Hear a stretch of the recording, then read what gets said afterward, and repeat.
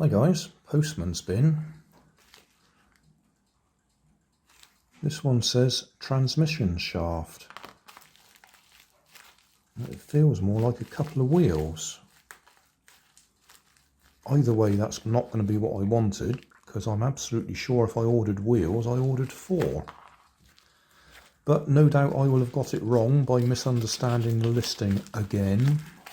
Seems to be a regular mistake I make. Yep. 2 wheels.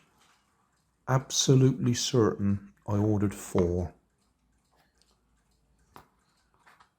And I only want the rubber tyres off it. I don't even want the wheels.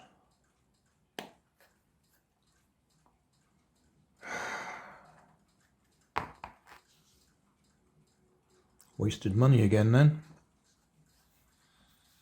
Right, yeah, it's another one of those listings that shows 2 in the picture but only sends you 1. So I ordered 2 and got 2 instead of 4. Very annoying, because I could have got a set of 4 in a different listing cheaper. Never mind, they are the size that I ordered. They're actually 65mm diameter or thereabouts. These wheels on my Nico Toyota Hilux are, it just dropped out, don't want to lose that. These are about 60, so I figured 65 would probably be alright. Right, 58 then. And I think they will fit, as in they'll fit within the bodywork and not foul anything. They're obviously narrower. I couldn't find any at a reasonable price that were going to be the right width. The next problem is I can't see any way of getting these wheels off this axle. They got a hexagonal lump there, which is not, it looks like a nut, but it's not screwed in place. I think that's a push fit on, or a force fit on there, interference fit. And I can probably heat that one and get it to go loose so I can get it off. But there's no way I can heat the one on the other end, because you can't slide that wheel out of the way. So I can't think of any possible way I can get that wheel off without actually destroying it. It's already cracked. I think you can see that there. But even if you force that all the way around, that won't help you, because you've got to get all this bit off and it won't go over that, won't go over there. So we're a bit stuck as to how we can do this. I would have to completely destroy the wheel, cut it to get it off, and then 3D print something to go over it.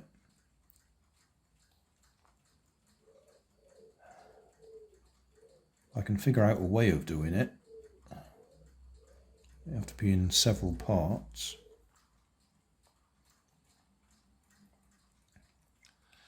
But is it worth it? Is it even worth bothering?